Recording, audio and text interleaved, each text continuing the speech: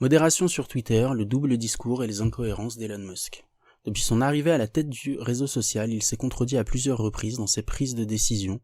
La suspension du compte du chanteur Kanye West en est le dernier exemple, par Alexandre Picard et Damien Leloup pour Le Monde.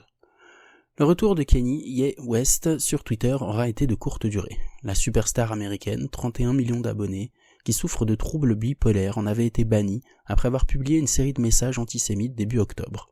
Puis son compte avait été réactivé juste avant le rachat de l'entreprise par Elon Musk.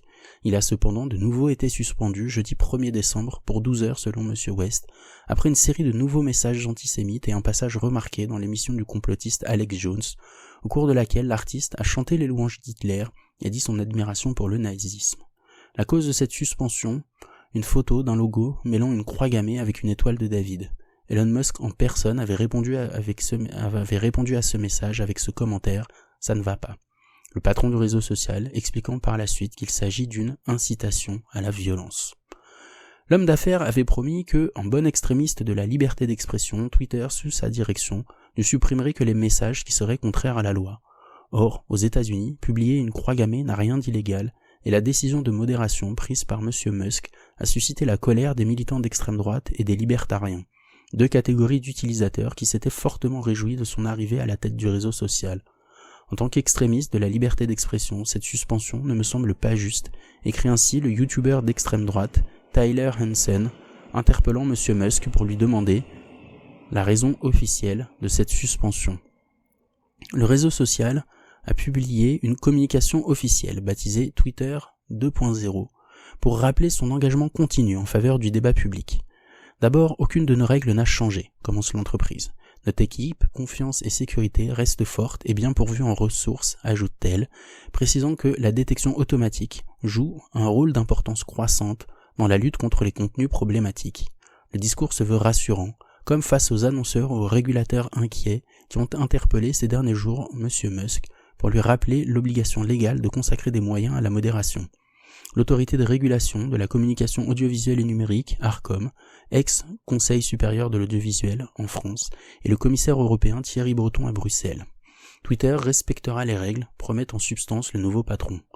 Pourtant, Elon Musk a bien changé des règles. Des internautes ont ainsi remarqué lundi 28 novembre une mention explicite ajoutée sur l'une des pages du site. À partir du 23 novembre, Twitter n'applique plus sa politique de lutte contre la désinformation liée au Covid-19.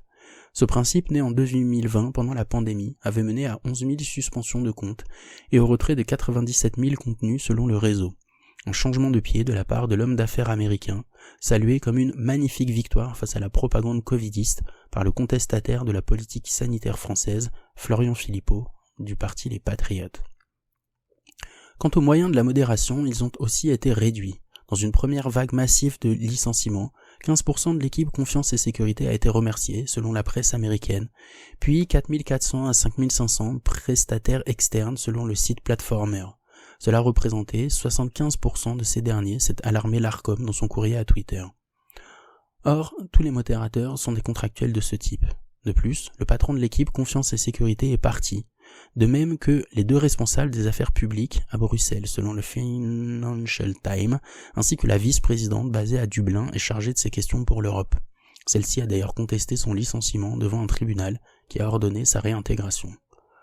Autre incohérence et changement de cap majeur, Elon Musk avait initialement affirmé que les règles de modération, notamment les motifs de suspension, seraient revus avec l'aide d'une sorte de conseil des sages, inspiré de celui mis en place par Facebook et composé de personnalités de tous les bords politiques.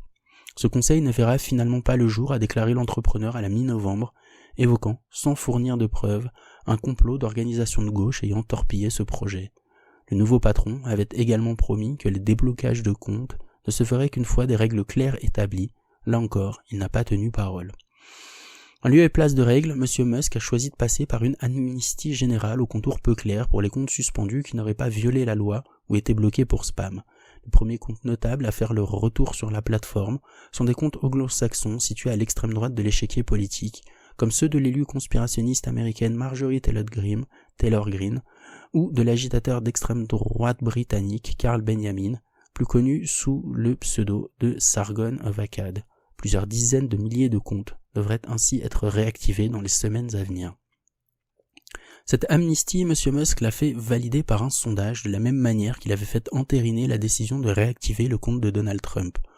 Or, les sondages sont plus susceptibles d'être manipulés que toutes les autres fonctionnalités de Twitter, estime l'ancien responsable de la sécurité de la plateforme, Yoel Roth, dans un entretien à Rolling Stones. C'est intéressant vu la manière dont Elon Musk les utilise.